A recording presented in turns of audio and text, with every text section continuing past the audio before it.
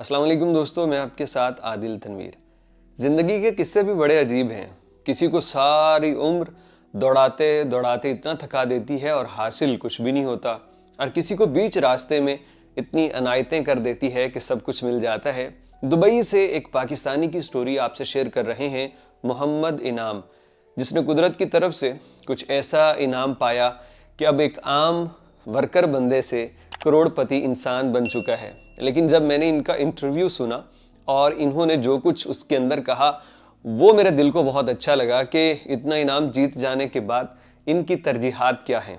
तो एक बंदा जो दुबई के अंदर अकाउंटेंट की जॉब कर रहा है, उसको 15 दिरहम का लॉटरी टिकट लेने के बाद जब वो 15 मिलियन का हो जाए तो किस कदर खुशी होगी, इसका अंदाज़ा वही कर सकता है। तो इसकी स्टोरी आपसे शेयर कर रहे हैं सिर्फ इसलिए कि कभी कभार अपने इर्द गिर्द ऐसी स्कीम्स को देखते रहा करें और राइट डायरेक्शन में थोड़ा बहुत इन्वेस्टमेंट इस काम के लिए भी रखें, और अगर कभी कोई चांस बन जाता है तो आप उसमें ज़रूर ट्राई करें। अब वो उसमें ना जाइएगा कि ये हराम है हलाल है, भाई एक लकी ड्रॉ है और पूरा उसको इस्लामिकली वो करके अप्रूव करके फिर वो आगे भेजते हैं, जिस तरह आज बैंक चल रहे हैं।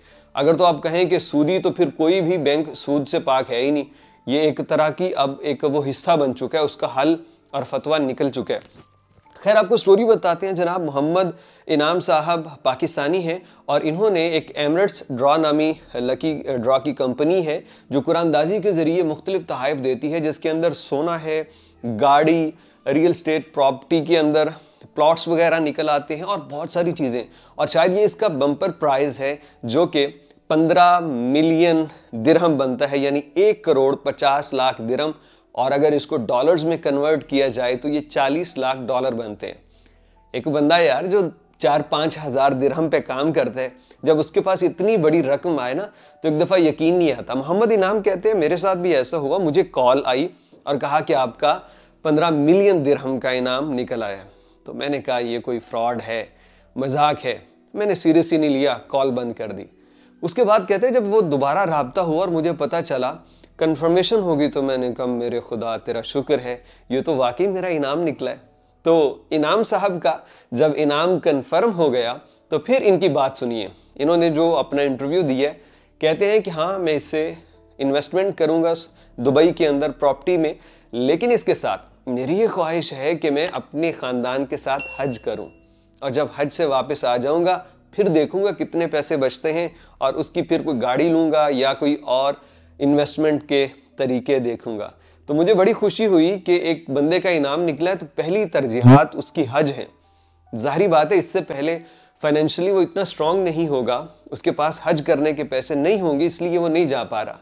अब पैसा आया है तो पहली फुर्सत में कहते हैं हज करना है, उसके बाद उसका देखेंगे और पैसे का क्या करना। अल्लाह इनको ये इनाम मुबारक करे, ज़िंदगी में बरकतें, रहमतें, खुशियाँ लेके आएँ, और जितने भी देखने वाले किसी भी तरह से फाइनेंशियल प्रॉब्लम्स के अंदर फंसे हुए हैं, अल्लाह उनकी मदद करे।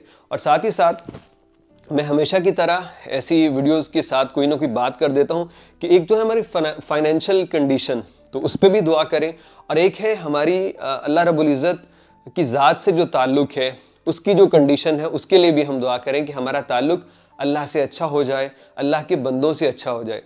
ये एक वो बेसिक चीज़ है, यकीन कीजिए जब ज़िंदगी में हो जाती है तो बहुत सारे मसाइल खुद ब खुद आसानी से हल होना शुरू हो जाते हैं। और इसके लिए हमें लकी ड्रॉ की ज़रूरत भी नहीं है, बहुत सारे बैंक बैलेंस की भी ज़रूरत नहीं है, क्योंकि अल्लाह रब्बुल इज़्ज़त बंदे का सिर्फ इखलास, मोहब्बत और तलब देखते हैं, और वो तरीके बतला रखे हैं कि मेरे करीब आने के ये तरीके हैं, उस पर अमल कर लें।